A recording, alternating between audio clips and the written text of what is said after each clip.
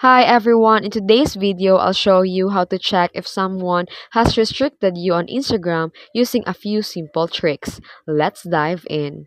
First, open the Instagram and go to home screen. Tap the message icon at the top. Find the chat with the person you suspect. If you can see their online status, they may have restricted you. Observe the message status and send them a message in your chat. If it stays undelivered and never changes to seen, this could be a sign. If they are active elsewhere but your message remain unseen, you might be restricted. Then, check the comment visibility.